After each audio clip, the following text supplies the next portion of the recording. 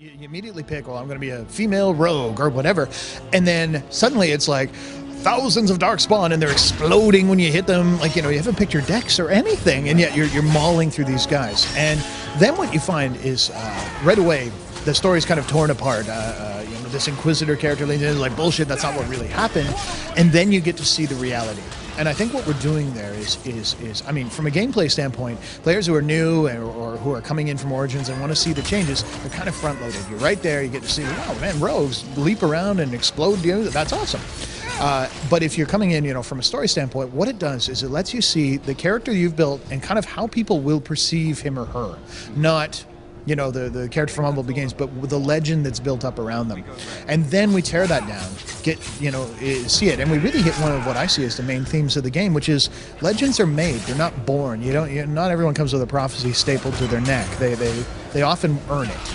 And along with the was really responsiveness. That's kind of the word in a nutshell, where we said, within a certain time of issuing an order, I should interact with that order. So if I attack, even if I'm a distance away from a guy, I should get in there and start hitting him. Well, how do we do that? Hence, closing attack. So now my rogue leaps through the air and stabs the guy with his dual daggers. Once we kind of had some mantras and some rules around how do we make combat more responsive, what came out was the idea of that whole fight like a Spartan kind of vibe, where the moves are flashier, warriors and rogues have more than just, awkward kind of slow swinging. They're now able to participate in combat in the same way a mage, who's always been able to throw fireballs, could. And so as a result, the classes are now in parity. We've got, fast, responsive, cool stuff that in a lot of ways has been scary to people. And yet, under it all, there's still tactics. There's still equipping items. There's still enchanting your stuff. There's still cross-class combos where you can freeze a guy with your mage and explode him with your two-handed sword, and so on, to make sure that the tactical depth didn't get lost. Try to say you can build your way through the trees, and adding upgrades so that you have the smaller, kind of ones that augment an existing power means that if you want, you can be a specialist. Something you honestly couldn't do. In Origins, we saw people sending in saves late game or Awakening that they had abilities that they hadn't even mapped on their bar. Like, they weren't using them. Okay, that's a problem. So we wanted to give players options. Do you want to be a specialist or a generalist? That's valid. And then within the upgrade system as well, you'll find those combos between the classes. I do more damage to brittle people. Oh, my mage is upgraded to make people brittle. I see how that fits. Dwarven legends, they're not real, sink the dwarves. Because obviously the dwarves have been dealing with the darkspawn for centuries. So that's a much more real threat. But the wraiths are like these amalgamations of living rock that can change forms, and physically take on forms that adjust their combat tactics. Should be behind him. And they also command vast amounts of energy. So you end up in a situation where Origins was often a kind of build your strategy and then kind of grind them down kind of strategy.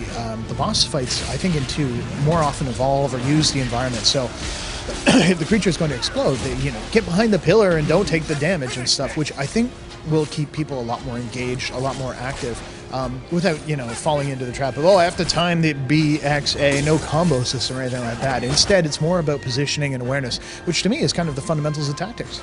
And that kind of ties a little bit into the it puts you behind him and you've stabbed him. Like, there you go. It's kind of a fundamental shift. I mean, Origins, you would have to circle around him, but the problem is that created a ton of, okay, well, no, now I have to circle around 3 guys because he's got guys bunched up beside him. And so you ended up in a situation where I've talked to people who played Rogues and Origins who just didn't bother. They treated them exactly like fighters, and to me, that's a failing. If the class doesn't have its own identity, visually, a satisfying kind of set of moves that made me feel like, oh man, I could do that, warrior sure couldn't, then it's failing. And so even fundamentals like rogues simply just didn't have enough armor progression in the course of the game. You kind of started in a brown suit of armor and ended in a purple suit of armor, and it wasn't what you wanted. So we really did put a lot of work into all the classes to make sure that they had their own space. Hands on with the game, they see a big chunk of it, so they kind of get a sense of how the frame narrative works, how a companion would join, and it generally just gives them a nice, cool experience. Get themselves, kind of primed for March 8th when the whole game comes out for all 3 platforms.